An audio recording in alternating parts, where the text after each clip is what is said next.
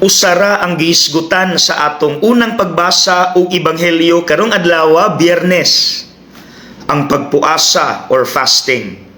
Ug kay usara man, tuguti ko nga mo focus sa unang pagbasa kay naa kini importante nga mensahe alang nato. Okay. Usa sa rason nganong magpuasa ta kay maunay atong pagpinitensya.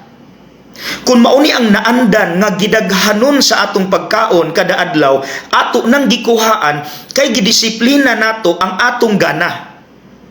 Abi ninyo, usa sa epekto sa pagpuasa kini, mahimo tang mapaubsanon kay moingon naman dayon ta, Lord, kulang gyud ay ko Lord kung wala ka. Pero ang problema, diri sa atong first reading, niingon ang Dios sa mga tao. Akong basahon ha. Magpuasa kamo, apan mangaway ug mangulata gihapon kamo. Ang pagpuasa nga sama sa inyuha, dili makatabang aron dunggon ang inyong pagampo. Mao ba kining matanga sa pagpuasa ang makalipay kanako? Mao ba kini ang tinuod nga pagpaubos?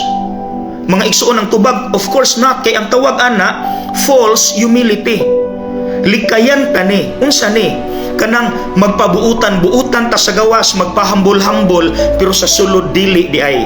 Example, negosyante ka, sige kag simba, buutan kay katanawon, balaan tanawon.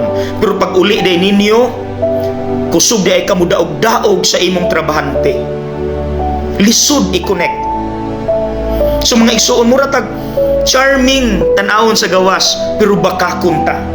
So mga igsuon, beware of charming liars. Kita baka ni ulaing tao, likayan tani. Beware of charming liars.